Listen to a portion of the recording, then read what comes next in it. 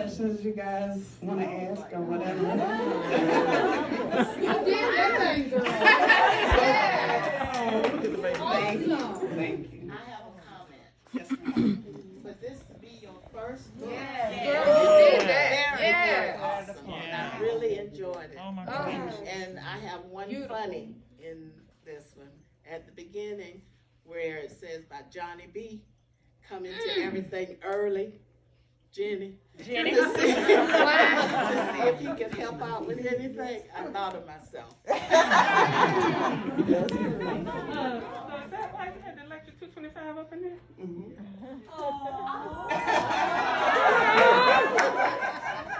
Because Yes, of your that dad. was the lecture 225 was a nod to my grandfather.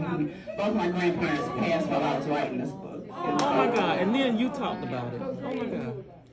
Granny knew about it. All I can say is well done and well done.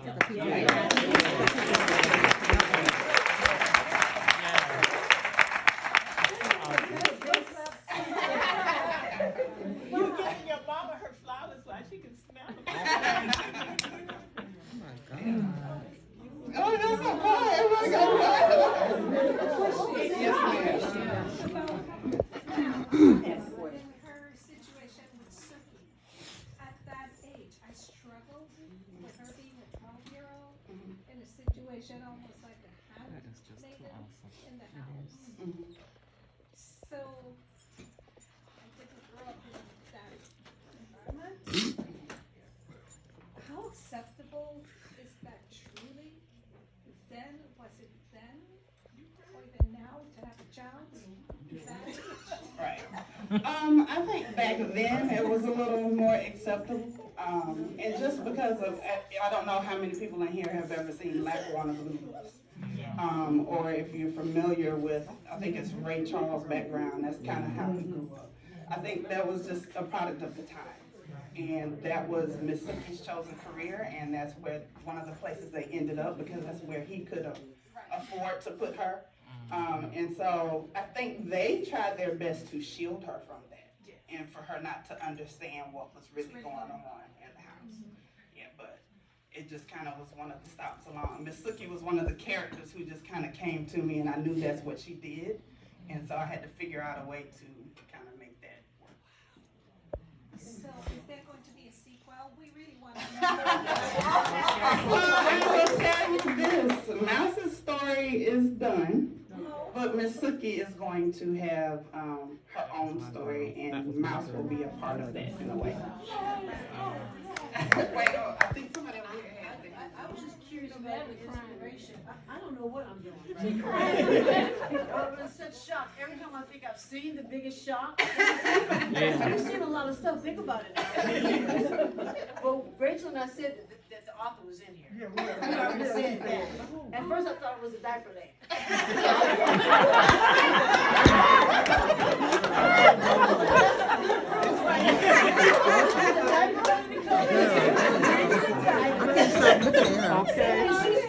Believe She said, oh, and by the way, I'm Well, I know that you're very creative. And first of all, I'm blown away. I can't, but anyway, that's another conversation. So what did you draw on for all of these colorful characters? I mean, not that you lived a sheltered life, but you grew up in Fernandina. So where did this come from? The only thing I can tell you is for I've always been, I kind of do make up stories all the time. Like if I go out and Oh yeah, we know that. yeah, well, don't even trip because you do it too. And we got it honest because anybody who's ever been around my granddaddy, you know, he was one of those people he had a story he would tell about catching a coon out in the woods. So he was a character. And so stories come to me all the time, but as far as trying to write it and have it come together and be a cohesive story, I will say, like, my process would be to meditate and to pray before I wrote and to be asked to use as a vessel. My God. That's all. That's how everything goes. Do you have the books here today for sale? Yes, ma'am. story, is there a particular Reason why the mom in heaven, the mom had white and the dad had off-white? Really just because of what he had done. It wasn't really like too symbolic. I wasn't trying to take it too deep, but it just was, I didn't feel right about putting him in all white, and you have to think this was a dream that she was having, so part of her psyche was a part of that, and so that's where that came from.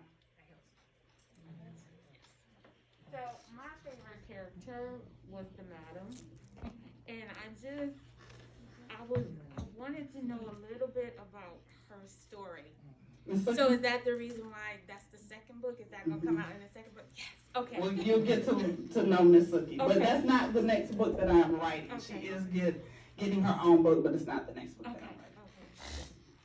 I'm writing. I loved how you added in the town where the father had to beat his son.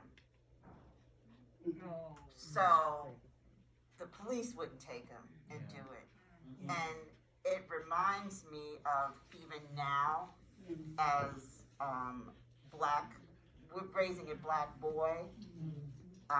You know, my husband and I will tell our son, we have to be hard on you because we don't want the police to do it. But I loved how you added that because that's still going on now. But I just wanted to say I did like, and I absolutely loved your book. I've been telling everybody around Erie, Pennsylvania about it. Thank you, I appreciate And it. telling them to read it. You did what a blessing. What a blessing your book was to me. Mama, wait. So I have a question for you. Can you please tell us how old you are? 44. And so how did you come back to the era of 1960? Was it because of your grandfather or what was it? No, that's just, Mouse told me that's where her era was, and I saw her in Mary Jane's, and I don't know why I was pulled to that particular time frame, but that's just where her story was supposed to take place. So my hope was the man who came to Miss Sookie's house that had the scar over his eyebrow, how I envisioned he had the scar over his face, and Miss Sookie put his straight out. Why didn't you let him whip Ray? Just one good punch. No. I needed him to be the catalyst for why they had to leave Miss Sookie's. Okay. I mean, Miss Sookie's. He wasn't, that was his only purpose. Okay. Okay. That was a good person. Yes, ma'am. What was the value or your purpose in sharing that small segment of racism? I think I felt like it had to be in there because of the time. I did struggle with how much of that to put in there, and I kind of asked, my publisher is here, and at the table, Lakeisha, and I kind of,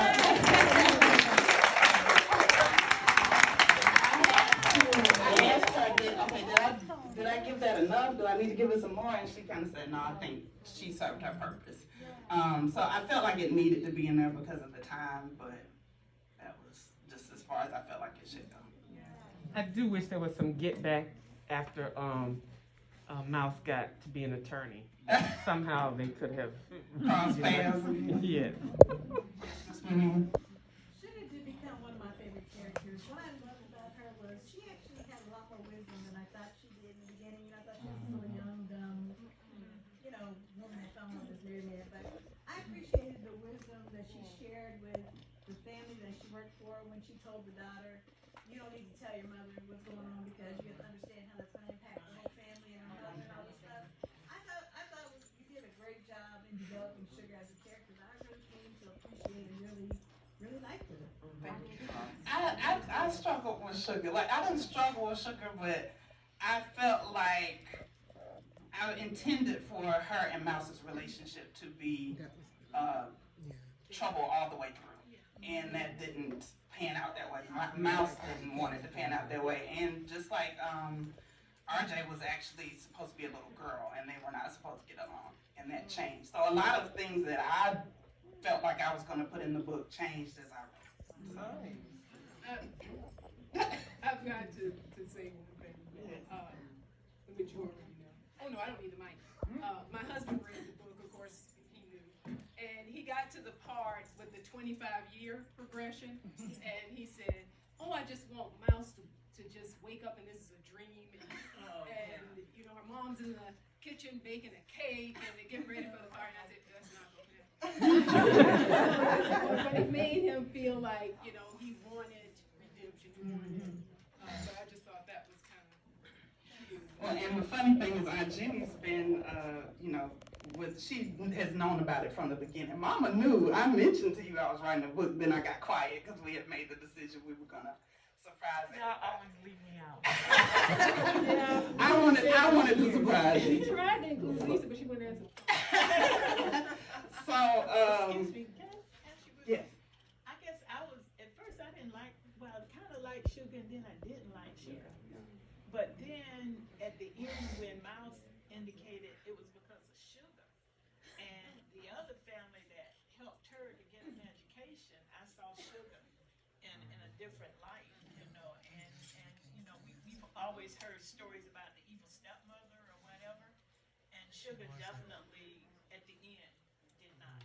Well, you know, Sugar didn't like Mouse in the beginning either. There was a very rough relationship, but she came to Mouse being the type of child she was.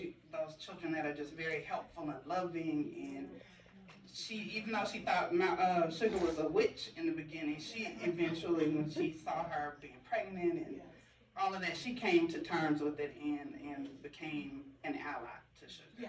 And I think she kind of also realized anything she wanted, she was really gonna have to go through Sugar because she didn't have a relationship with her. Sugar in the end by not telling Sugar the real way. Right. And to go back to what I was gonna say about Aunt Jenny and her being, she saw like some of the first drafts of this, and it was so funny because she would say, "Does Hope really have to die?" I said yes. She died. She didn't want Hope to die. So. But You know, I asked her about the author coming from the Guligichi Nation. I said, "So did you meet her along the way? Why did you select this book?" And she said, "Well, you know, we promote up-and-coming authors." And I said, "Oh, okay." And thinking, knowing her, coming in from Guligichi Nation, you would have met this person somewhere. well, we had to massage that biography a little bit to try to make it not obvious. How did you come up with the name? Looking for Hope? No, the Oh, Mbinguni. Okay. It's a Swahili word for heaven. And I wanted something that was kind of indicative of my real name, but wouldn't give it away. Okay. So that's what. And Aunt Jenny actually had named one of her plants that I had given her one of her orchids. Come, she said, And that's I'm what. like, that's not, okay. Wait, I saw D standing up. You had a question? Oh, okay. Okay. Well, because we knew we were gonna hide who I really was, and so that's why we chose to use a pseudonym. So is that now your pen name going forward? Say it one more time. Is that your pen name now going forward? Yes. Can you say it again? Mbinguni. Cousin Rose. I have a question for you. In the whole house,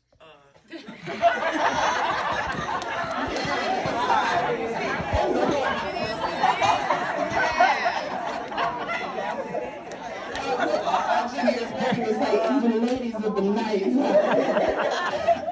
I want to know why did you give Sunny such a mega part? Was it because you're saving her for another novel or what? She will be with Miss Sookie in the other novel, kind of the small part that will play. But I just felt like her part was done. She and Mouse formed a bond, but Mouse did that every town she went to. And so I needed her to have a real friend in that house because she didn't really, the rest of the girls kind of whatever, they dealt with her when they had to. So that was really her purpose, was to be Mouse's friend. But she served her. I think you need to, when you said heavenly, I think you need to clarify that her name is Celestial, and that's the translation in Swahili. That's her name in Swahili. Mbinguni is her name. So actually it's the same. So when she gave me the plant, I just named it Mbinguni, and then she decided to go forward with that. So I didn't want you to think it was just because it's heavenly. That's her name. That's her name in Swahili. Yes. Yes, ma'am. Who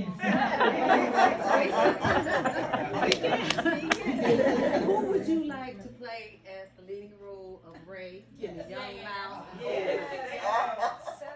Oh, don't do that. Well, I will say I do have a vision board. Okay. With the characters on there, and I think I put. Oh my gosh, I think I did put Aldous Hodge as Ray. He played in Underground. If you've seen One Night in Miami, he plays Jim Brown. Okay. But he's so handsome to me. I really don't want him to play Ray. But I keep seeing his face. But that would be Ray. I think I have the young lady who, she's one of the sisters from, she's in one of the Tyler Perry movies, Daddy's Little Girls, I think. You know that trio of sisters? The middle one that also did Black Lightning, she's Sugar in my mind. Oh, yeah. I don't think I picked her out. I Yes. did, but I don't think it's fair for me to ask. What? What? Ask. No, okay. So now that we have the reception of Big Reveal, and you see how it's been received, I know you're writing the next project. What have you learned that's helping you grow to do the next project? A lot.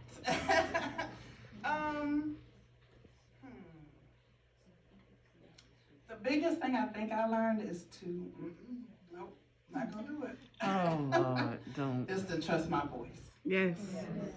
Because it took me 14 years to write this, and that was because I was scared. And so now, this has given me, even beyond you all and your feedback, which I'm very appreciative for. I've had two very good mentors, and then you came along, and my best friend, who is also a doctor in English and rhetoric, has helped me and guided me through writing this book. But it came from me, and I have to recognize it, and it's because it's a gift that God has given me.